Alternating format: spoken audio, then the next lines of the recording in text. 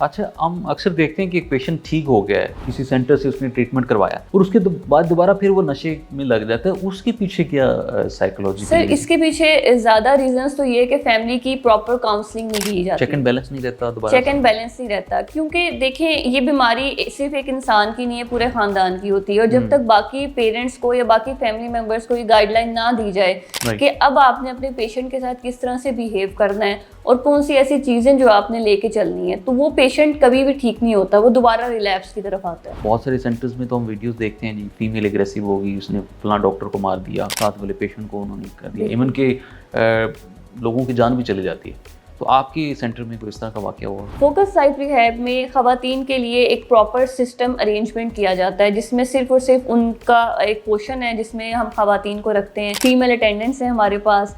और जैसे कि आपने बात की एग्रेसिव होने की, हमारे जो रिहैब सेंटर में सिक्योरिटी जो सिस्टम है वो बहुत अच्छा है। मतलब इस तरह की कोई भी चीज़ पेशेंट की रसाई नहीं है उस तक। जैसे कि हमारे रूम्स हैं उनके लॉक नहीं है, अंदर मिरर्स अवेलेबल नहीं है, कोई भी ऐसी चीज़ नहीं है जिससे पेशेंट सेल्फ हार्म कर सके या किसी दूसरे पेशेंट को नुकसान पहुंचा सके। अस्सलाम वालेकुम नाज़रीन, मैं डॉक्टर माडा, उम्मीद करते हैं आप सब खैरियत से होंगे। आप देख रहे हैं QAS हेल्थ और आज एक ऐसे इदारे की स्टोरी, एक ऐसे इदारे को हम बताने जा रहे हैं कि जो पाकिस्तान में खैर का काम कर रहा है, और वो इदारा है फोकस लाइफ रिहैब सेंटर, जो कि नशे में मुब्तला लोगों को बीमारी से निकालता है और ये 7 सालों से काम कर रहा है। और इस इदारे का विज़न क्या है कि पाकिस्तान में नशा मुकाओ मुहिम है और पाकिस्तान को हेल्दी और सेफ़मंद पाकिस्तान बनाना, सेहतमंद पाकिस्तान बनाना इनका अवलीन फरीज़ा है। और इस इदारे की representative assistant director doctor Ramsha Rana मौजूद है हमारे साथ। डॉक्टर साहब, क्या हाल है, कैसी हैं आप? मैं ठीक हूँ अल्हम्दुलिल्लाह। डॉक्टर साहब, आपका इदारा फोकस लाइफ रिहैब ये किस तरह से काम करता है और मरीज़ों को किस तरह से आप ट्रीट करते हैं? चूँकि पाकिस्तान में और भी बहुत सारे इदारे काम कर रहे हैं, तो आपका इदारा किस तरह से मुख्तलिफ है? सर फोकस लाइफ रिहैब की जो अवलीन तरजीह है वो नशे से पाक एक सेहतमंद माशरा है।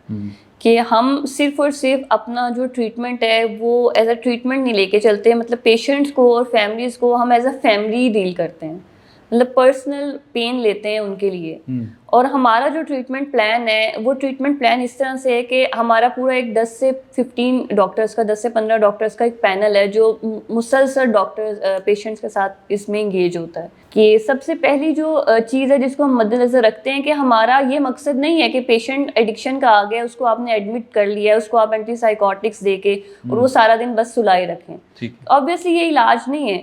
बाकी रिहैब सेंटर से हमारा रिहैब सेंटर मुख्तलिफ इसीलिए है कि हम उसको वापस एक जीती जागती ज़िंदगी की तरफ लेकर आते हैं।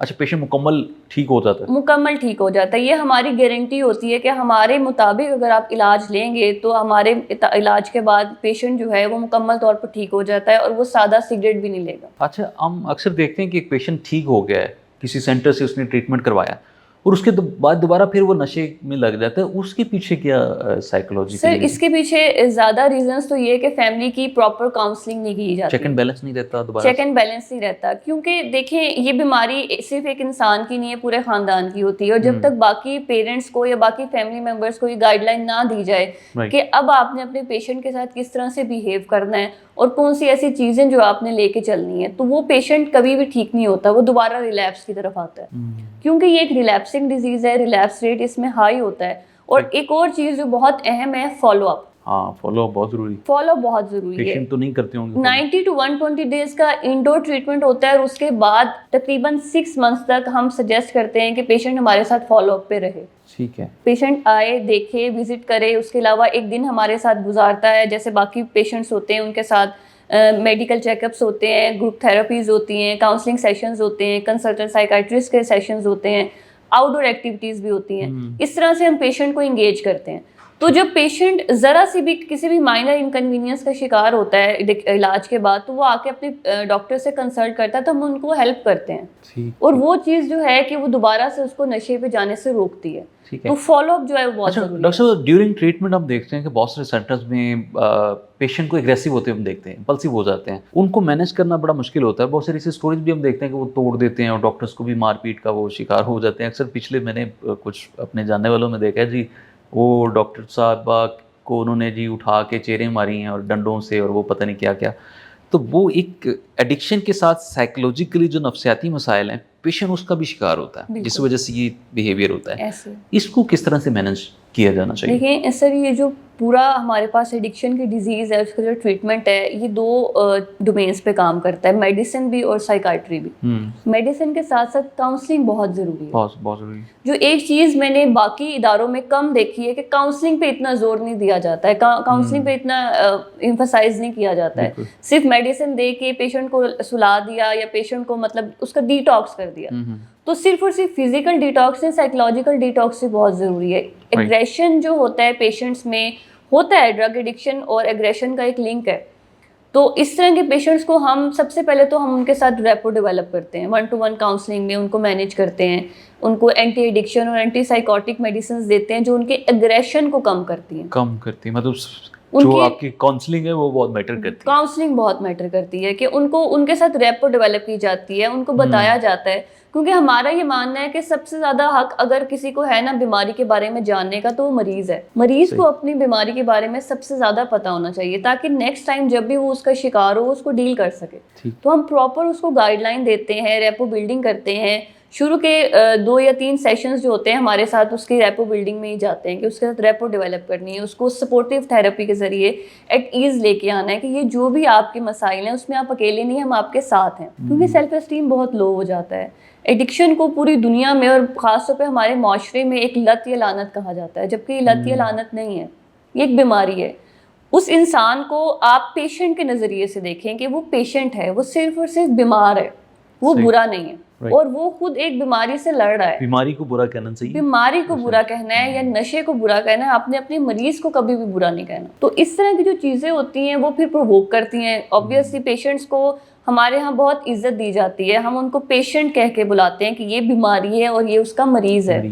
لیکن باہر کیا ہے, ڈرگ ایڈکٹس کو آپ نشئی یا اس طرح کے کچھ القابات سے دیتے ہیں تو وہ بالکل نامناسب ہے ان کے لیے. یہ ان کی بیماری کو پرووک کرتے ہیں اور اس وجہ سے وہ پھر دوبارہ سے ٹھیک نہیں ہو پاتے کبھی. ٹھیک ہے. اچھا, آپ کے سینٹر میں میں یہ جاننا چاہ رہا ہوں کہ جو ایک فزیولوجیکلی ایک ہوتا ہے نا ڈیٹاکس, آپ فزیکلی تو ڈیٹاکس کہتے ہیں, سائیکولوجیکلی جو ڈیٹاکس کرتے ہیں اس کا کیا پیٹرن ہوتا ہے؟ کچھ ڈیز ہوتے ہیں انیشلی جب آپ اس پہ کام کرتے ہیں. جو فزیکل ڈیٹاکس ہے نا وہ فرسٹ 45 ڈیز ہمارے پاس جو پیشنٹ ہوتا ہے وہ فزیکل ڈیٹاکس میں ہوتا ہے. اس میں ہم اینٹی ایڈکشن میڈیسن یوز کرتے ہیں جو آپ کے یورینیشن کے تھرو, سویٹنگ کے تھرو, اسٹول کے ذریعے آپ کی جو میڈیسن ہے, جو ڈرگس کے ایفیکٹ ہوتے ہیں, ورسیو ایفیکٹس ہوتے ہیں, وہ آہستہ آہستہ ایلیمینیٹ ہوتے ہیں.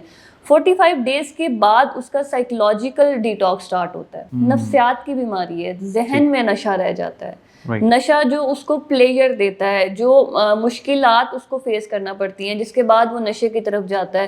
کیونکہ آج کے معاشرے میں ہر انسان کسی نہ کسی پریشانی کا شکار ہے, کوئی نہ کوئی ایشوز کسی نہ کسی کے گھر میں ضرور چل رہے ہیں.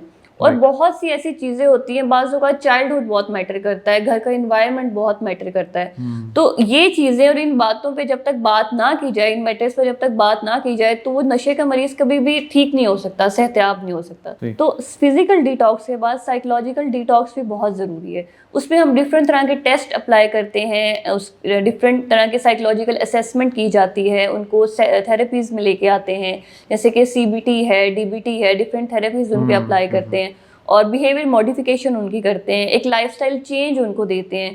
کیونکہ لائف سٹائل ایک اور بہت بڑا ریزن جو ہے, جو ایڈکشن کے جو پیشنٹ ہے دوبارہ ریلیپس کرتے ہیں, وہ لائف سٹائل ہے. اگر آپ اپنے لائف سٹائل کو چینج نہیں کر رہے, وہی لائف سٹائل ہے, لیٹ سو رہے ہیں, لیٹ جاگ رہے ہیں, انہیلدی کھا رہے ہیں, بنج ایٹنگ کر رہے ہیں, بنج واچنگ کر رہے ہیں, تو وہ سارے رویے بھی آپ کو ایڈکشن کی طرف لے کے آتے ہیں. تو یہ ساری جو چیزیں ہیں سائیکولوجیکلی طور پہ اپنے جو مریض کو ہے ہم نے مینیج کرنا ہوتا ہے, پھر ہی جا کے وہ اس قابل بنتا ہے کہ وہ معاشرے میں جا کے ایک صحت مند زندگی گزار سکے. اچھا ڈاکٹر صاحب, پیشنٹ میں تو خواتین بھی ہوتی ہیں, فیمیلز پیشنٹ بھی ہوتی ہیں, تو ان کو مینیج کس طرح سے کیا جاتا ہے؟ چونکہ ہم دیکھتے ہیں کہ زیادہ تر خواتین بھی اگریسو ہو جاتی ہیں اور وہ بھی توڑ پھوڑ کر دیتی ہیں. اس طرح کا کوئی واقعہ آپ کے سینٹر میں ہوا ہو؟ بہت سارے سینٹرز میں تو ہم ویڈیوز دیکھتے ہیں جی, فیمیل اگریسو ہوگی, اس نے فلاں ڈاکٹر کو مار دیا, ساتھ والے پیشنٹ کو انہوں نے کر دیا, ایون کہ لوگوں کی جان بھی چلی جاتی ہے. تو آپ کے سینٹر میں کوئی اس طرح کا واقعہ ہوا؟ بہت اچھا کویشچن آپ نے کیا. آج کل فیمیل کا بہت ریٹ ہائی ہے اس ڈرگ ایڈکشن میں, ہے نا.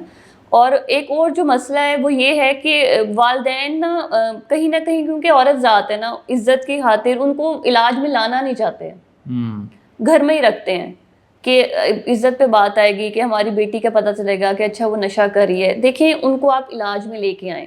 فوکس لائف ریہیب میں خواتین کے لیے ایک پراپر سسٹم ارینجمنٹ کیا جاتا ہے جس میں صرف اور صرف ان کا ایک پورشن ہے جس میں ہم خواتین کو رکھتے ہیں. فیمیل اٹینڈنٹس ہیں ہمارے پاس. اور جیسے کہ آپ نے بات کی اگریسو ہونے کی، ہمارے جو ریہیب سینٹر میں سیکیورٹی جو سسٹم ہے وہ بہت اچھا ہے. مطلب اس طرح کی کوئی بھی چیز پیشنٹ کی رسائی نہیں ہے اس تک.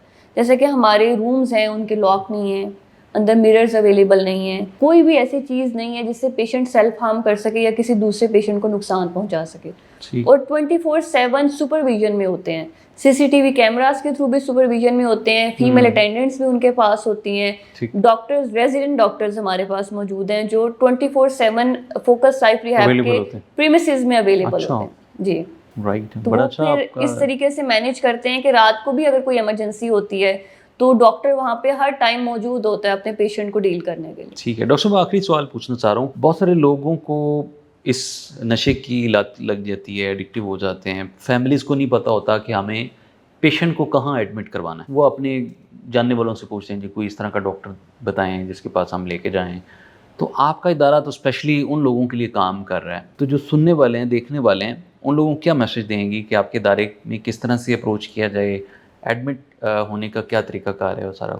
ایڈمٹ ہونے کا یہی طریقہ کار ہے کہ آپ آئیں، آ کے وزٹ کریں، پراپر آپ اپنی سیٹسفیکشن رکھیں. اس کے بعد آپ اپنے مریض کو، دو طرح کے ریزنز ہیں. اگر تو پیشنٹ خود سے آنا چاہتا ہے علاج میں تو وہ خود سے بھی آ سکتا ہے، نہیں تو ہماری پروفیشنل ٹیم ہے جو پروفیشنلی اس چیز کے لیے ٹرین کی گئی ہے کہ پیشنٹ کو وہ بڑے پیسفلی اپنے گھر سے لے آتے ہیں اور وہ آ کر اس کو علاج مین کروا دیتے ہیں. تو اس کے لیے یہ ہے کہ ہمارے جو نمبرز ہیں اور جو ایڈریسز ہیں آپ اس پہ رابطہ کریں. آپ آئیں، کسی بھی ٹائم آپ کال کریں، کسی بھی ٹائم آپ اپنا ہمارا کلینک وزٹ کرنا چاہیں تو ہم ہر ٹائم اویلیبل ہوتے ہیں. ڈاکٹرز کا جو پینل ہے وہ ہر ٹائم آپ کے لیے وہاں پہ اویلیبل ہوتا ہے. اور علاج جہاں سے بھی کروائیں، علاج لازمی کروائیں.